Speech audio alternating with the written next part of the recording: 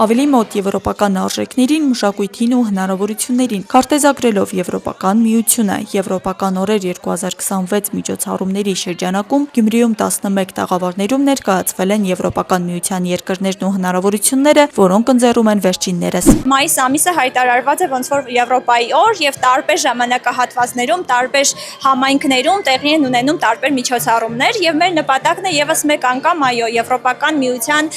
մշակույթին ծանոթացնելը, արժեքները տարածելը Եվրոպական միության եւ հնարավորությունների մասին տեղեկացնել երիտասարդներին։ Միջոցառումը կազմակերպվել էր երիտասարդական նախաձեռնությունների կենտրոն հասարակական կազմակերպության կողմից, Եվրոակումբ Գյումրիի շրջանակներում, Հայաստանում Erasmus+ երիտասարդություն եւ Եվրոպական համերաշխության կորպուս ծրագրերի տեղեկատվական կենտրոնի, երիտասարդ եվրոպական դեսպաններ նախաձեռնության եւ Գյումրու համայնքապետարանի համագործակցությամբ։ Միջոցառումն ուներ ինտերակտիվ քվեսթի ձևաչափը։ Տարբեր երկրներն են Եվրոպական միության ներկայացված իրենց մշակույթով, տարբեր առանձնահատկություններով, ձևավորվելու են խմբեր եւ երիտասարդները խմբերով մասնակցելու են մրցույթ խաղի, որի արդյունքում պետք է պատասխանեն տարբեր հարցերի, անցնեն տարբեր առաջադրանքներ եւ փորձություններ։ Թիմերով պետք է մոտենան տվյալ տաղավարին,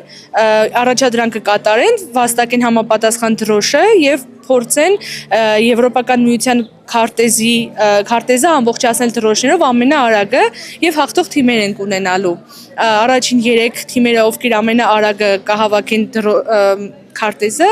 կհաղթեն։ Կազմակերպիչների խոսքով Եվրոպական միությունը երիտասարդների համար ստեղծում է բազմաթիվ հնարավորություններ վերապատրաստումների, կամավորական աշխատանքի, միջազգային փոխանակումների եւ ոչ ֆորմալ կրթության ծրագրերի միջոցով, որոնց հայ երիտասարդները եւս կարող են մասնակցել։ Տեղի երիտասարդությանը ավելի հասանելի դարձնել Եվրոպական միության կողմից ընձեռվող հնարավորությունները, հատկապես Erasmus+ ծրագրի շրջանակներում եւ ոչ ֆորմալ կրթության շրջանակներում ծրագրերը իրականացվող, ու նաեւ կարեւոր է, որ երիտասարդները պատկերացնեն եւ հասկանան Եվրոպական միությունը այլ տեսանկյունից։ Մենք կազմակերպել ենք Եվրոպայի օրվան նվիրված այս միջոցառումը, որպեսզի երիտասարդներն ավելի լավ ճանաչեն Եվրոպան, ավելի տեղեկացված լինեն դրա մասին, ինչպես նաև հնարավորություն ստանալ բացահայտելու աշխարհն ու հետագայում ցանկանան ճանապարհորդել։ Միջոցառման ավարտին ամենաարագ ու հաջող թիմերը ստացել են անակնկալ նվերներ։ Աստղիկ Խաչատրյան, Խանով Անիսյան, այսօր։ 2025 թվականին Հայաստանի եւ Ադրբեջանի միջև սահմանազատման հանձնաժողովները հայտարարեցին, որ աշխատանքները կշարունակվեն հյուսիսային հատվածից Հայաստան-Ադրբեջան վերաստան սահմանների հատման կետից։ Սահմանազատման գործընթացի շուրջ ձևավորվեցին տարբեր սպասումներ, սակայն համաձայնությունը դեռևս հողի վրա արտացոլված չէ։ Թեմայի վերաբերյալ քննարկումների համատեքստում տարածաշրջանային անվտանգության փորձագետ Սամվել Մելիքսեսյանի գնահատմամբ գործընթացը մտնում է նոր փուլ, մի քանի հնարավոր սցենարներով։ Ըստ 2025 թվականի հունվարի հայտարարության պետք է շարունակվեր 3 երկրների սահմանների հատման կետից Հայաստան, Վրաստան, Ադրբեջան եւ շարունակվեր դեպի հարավ, այսինքն Տավուշ, Գեղարքունիք, Վայոց ձոր, Սյունիքի մարզեր եւ հետո Նախիջևանի սահման, ու դրանից հետո նաեւ գիտեք, որ եղան այլ զարգացումներ, Հայաստանը եւ Ադրբեջանը համաձայնեցին խաղաղության համաձայնագրի տեքստը,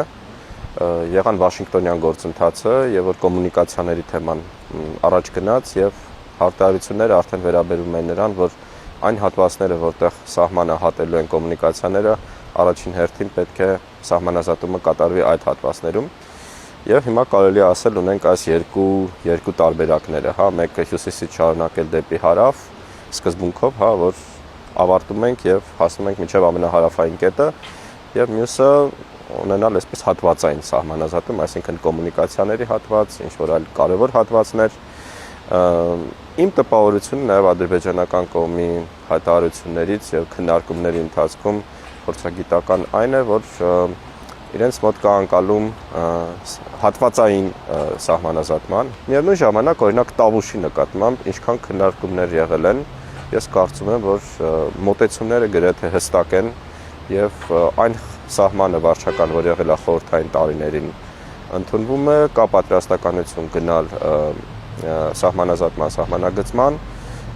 ու այստեղ իհարկե Տավուշի դեպքում մենք գիտենք անկլավների հարցն է, որ ցավալի հարցերից մեկն է, եւ ինչպես գիտեք, նաեւ այս հարցի շուրջ կան բազմաթիվ սպեկուլյացիաներ։ Իմ տեսակետը կայանում է նրանում, որ այս հարցում մենք պետք է շատ ռացիոնալ լինենք, այսինքն երկու կողմերն էլ ունեն խնդիրներ, որ առաջանում են անկլավներով սահմանի վերադարձի պայմանին։ Եթե մենք վերադառնում ենք անկլավներով սահմանին, խնդիրներ ենք ունենում եւ մենք եւ ադրբեջանական կողմը, ընդ որում մենք ունենում ենք մի մեծ խնդիր, դա Արցվաշենն է, ադրբեջանական կողմը ունենում է 3 տարբեր խնդիր եւ բոլոր ադրբեջանական նախկին անկլավները յուրահատկություններ ունեն, հա, ջրային ռեսուրսների խնդիր ունեն, այսպես ասած, մար երկրի հետ կապնվելու տրանսպորտային խնդիր եւ այլն եւ հենց այս պայմաններում մեր լուծումները նրանում է, որ պետք է բարձրաձայնենք այս խնդիրները հակառակ կողմին։ Օրինակ առանց Արցվաշենի, ինչպես քչերն են խոսում սրա մասին, մոտ ադրբեջանական 30 գյուղ կտրվում է կապից իրենց շրջկենտրոնի հետ։ Մեր դեպքում հաճախակի նշում են, որ մենք կտրում ենք կապը Իրանի հետ, Վրաստանի հետ, դա չի համապատասխանում իրականությանը։ Մենք ունենք 3 ճանապարհներից, որ տանում են Հայաստանի կենտրոնական մասից դեպի Իրան, 2-ը անցնում է անկլավից դուրս, հա, Տիգրանաշենից դուրս։ Քննարկվող մոտեցումներից մեկը վերաբերում է ենթակառուցվածքներին։ Այն ճանապարհները, որոնք կարող են անցնել վիճահարույց տարածքներով, պետք է ունենան փոխարինող տարբերակներ, հնարավոր ռիսկերից խուսափելու համար։ Ընդհանուր մոտեցումը այն է, որ մենք պետք է հանենք բոլոր կոմունիկացիաները։ Եթե մենք ունենք կոմունիկացիա, որ անցնում է անկլավով, ունենանք այլընտրանք արդեն իսկ հիմա, եւ ավելի հավասար պայմաններում բանակցենք երկու կողմերին էլ հարմար լուծումների համար, հա։ Եթե նայեք, եթե մենք վատագույն տարբերակը պատկերացնում ենք, որ լինելու է այնպիսի տարբերակ, որ մեզ վերադարձնում են Արցվաշենը, մենք վերադարձնում ենք այդ անկլավները, մենք արդեն ունենալու ենք այլընտրանքային լուծումներ։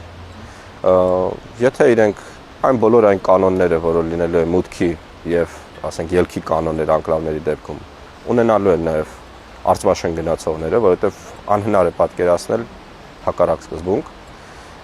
Կայան եւ ազատամուտ բնակավայրերի անհատվածները, որոնք գտնվում են անկլավի տարածքում, օպտիմիզացիայի սկզբունքի եւ կանոնակարգի սկզբունքի համաձայն իրենք պետք է մնան Հայաստանի Հանրապետության կազմում։ Եվ այդ պայմաններում, գիտեք, ինչն է լինելու ադրբեջանական կողմի ցանկությունը, հա, վերադառնալ այդ սահմաններին,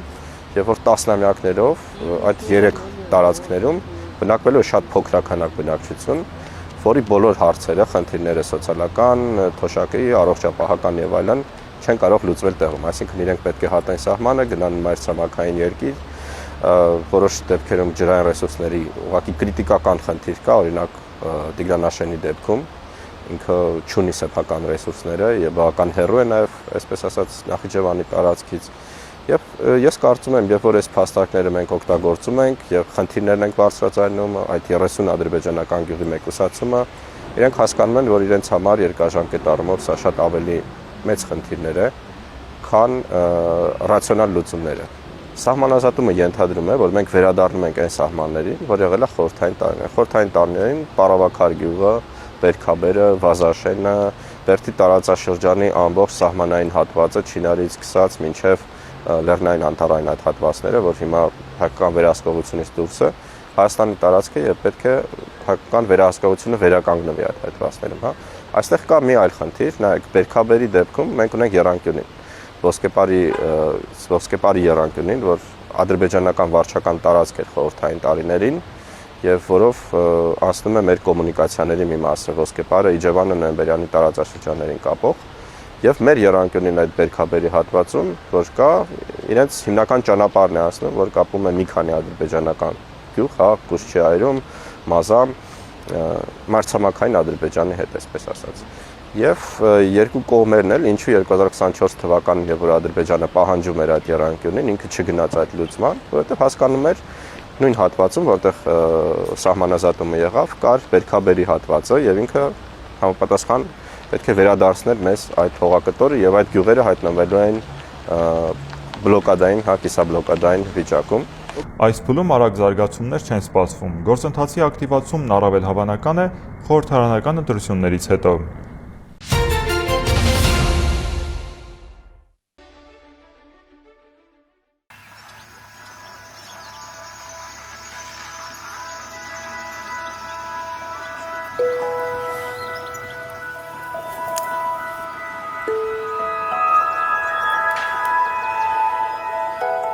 Ես Դեվիդն եմ, 19 տարեկան, Սպիտակ համայնքից, հանդիսանում եմ Ռիզնստայլ ապրանքանիշի հիմնադիրը։ Արդեն շուրջ 2 տարի է զբաղվում եմ էպոքսիդային խեժով։ Պատրաստում ու ներկայացնում եմ զարդերի տարբեր տեսակներ, օրինակ վզնոցներ, թևնոցներ, կախազարդեր, ականջողեր, ինչպես նաև մատանիներ։ 17 տարեկան էի, այդ ժամանակ մտածեցի ինչպես դպրոցում սովորել միաժամանակ գումար վաստակել, հետաքրքրեց էպոքսիդային խեժից արտադրանքը եւ մտածեցի, որ հենց դա այն ոլորտն է, որտեղ ես կամ ստեղծագործեմ հուշանվերներ, զարդեր, ծաղիկներով, նկարներով ու հենց առաջին պատվերը եղավ իմ ընկերը իր դասարանի աղջիկների համար պատվիրեց զարդեր, դրանից էլ ամեն ինչ սկսվեց։ Ես երբ որ դեռ դպրոցում էի սովորում, ստեղծածս բիզնեսով փոքր, նաև կարողանում էի պարապմունքների ու վարձավճար վճարել, այսինքն եկամուտ էր իմ համար ստեղծում։ Կային այնպիսի հաճախորդներ, որոնք անպայման ինչ-որ մի թերություն գտնում էին։ Բայց հետո հասկանում եմ, որ հենց այդ թերությունների վրա ես ավելի լավ արտադրանք գտամ, ու այդպես արձագանքը ժամանակ առ ժամանակ ավելի լավ մնում։ Պետք են գալիս ծաղիկներ, որը ես նաև ինքս եմ սիրում հավաքել։ Չոր ասում եմ, այնուհետև օգտագործում։ Նաև լինում են պատվերներ, որտեղ որ մարդիկ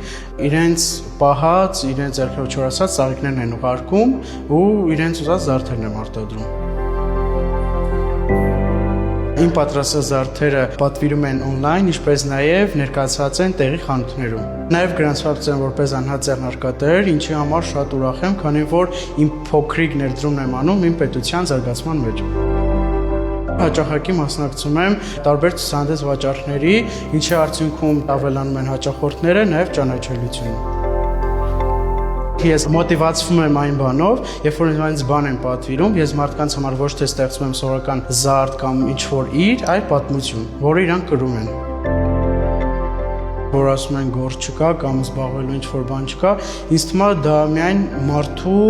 սխալ մտածելակերպի հետ կապված, բանը գցվում է նրա վրա, որ գործ չկա, էլի, չուզում ինքը աշխատի ուղղակի։ Եթե յուրաքանչյուրը ուզում է ինչ-որ գործով զբաղվի, աշխատի, հաստատ ինքը կարող է այդ միջավայրը ստեղծի։ Այսինքն ցանկացած գործում ինքը հենց իր շարժի ճուճն է։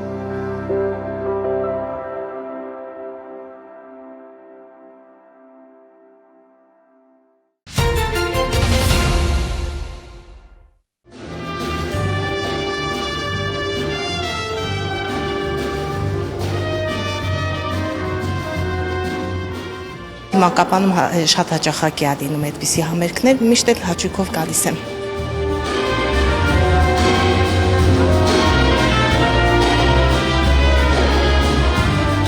Այսօր ես ներկայանում եմ որպես հանդիսատես, բայց ես նույնպես աշխատել եմ Տիգրան Սուչյանի հետ, նվագելով սաքսոֆոն։ Կարող եմ ասել, որ փորձերը ընթանում էին հետաքրքիր, իհարկե շատ բան եմ իրենից սովորել, թե ջազի ոլորտում, թե հենց որպես գործիք, եւ իհարկե այսօրվա համերգը ընթանալու է միանշանակ հիասքանչ, բոլորս ունենալու ենք լավ ջազային երեկո։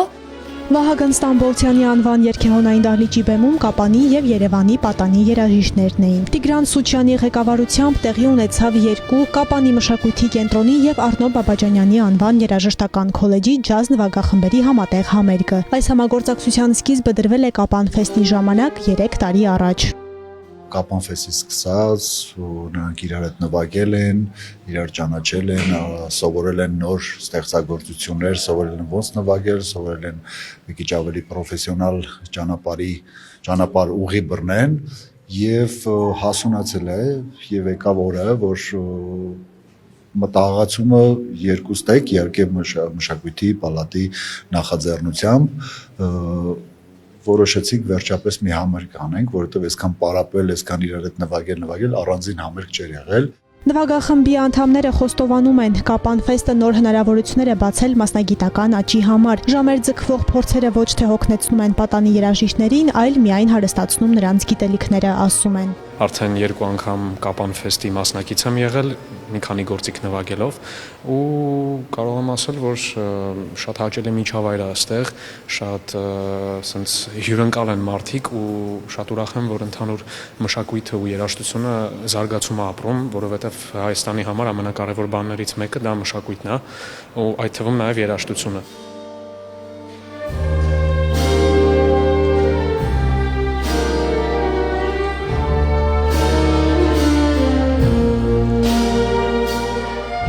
Տիգրան Սուչյանի հետ կարելի ասել աշխատում եմ մոտ 3 տարի ու ես անչափ շնորհակալ եմ Կապան ֆեստիվալին, որ այսպիսի հնարավորություն մեզ համար ստեղծեց, որ սենց հրաշք երաժիշտի հետ մենք երիտասարդներով, սկսնակ երաժիշտներով կարողացանք մեր հնարավորությունները ցույց տալ այս աշխարհին ինչ որ ձևերով։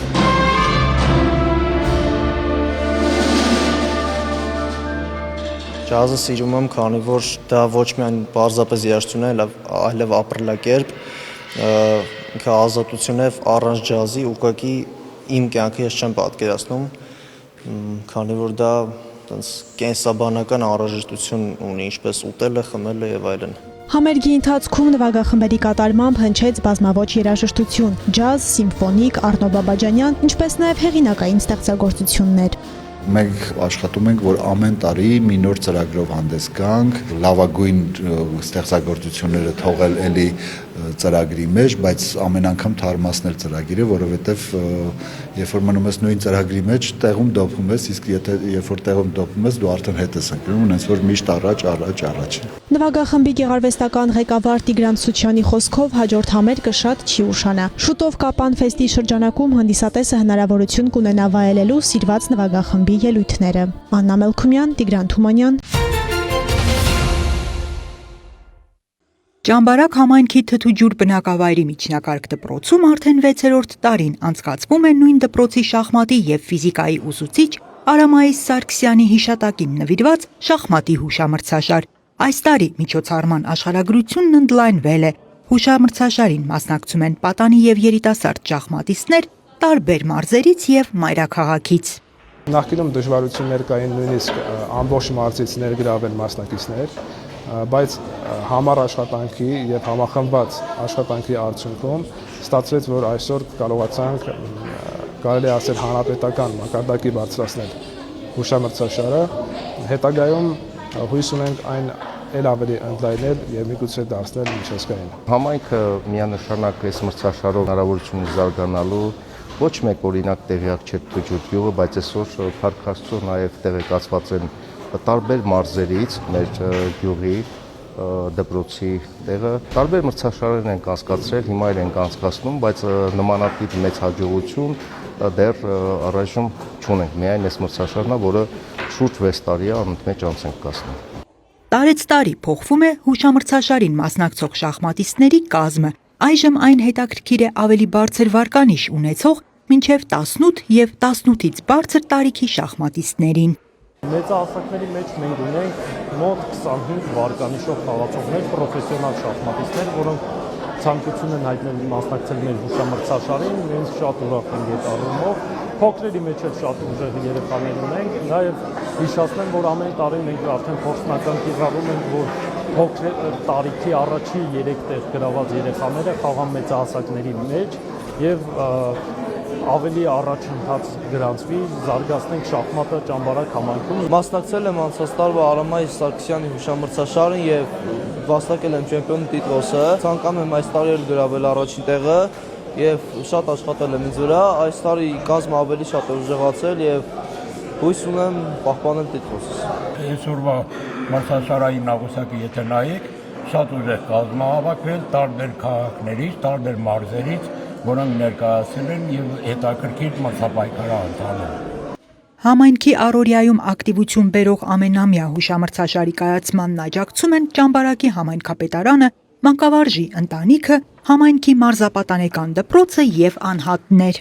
Կարծում եմ շատ կարևոր է նման միջոցառումների անցկացումը համայնքներում, հատկապես սահմանամերձ համայնքներում, ունի ոգևորիչ, խթանիչ դեր, հատկապես շախմատի համար, որը նաև միտքն է զարգացնում։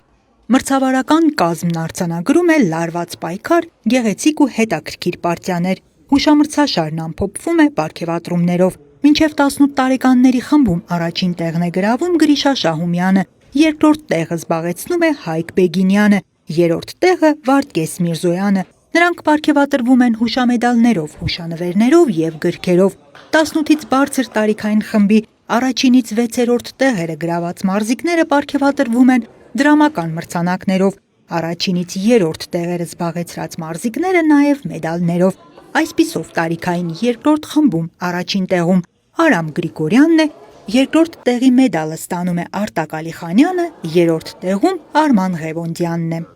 Անահիտ Կարյան, Արփիկ Կակոյան, Քյավառ հեռուստաընկերություն։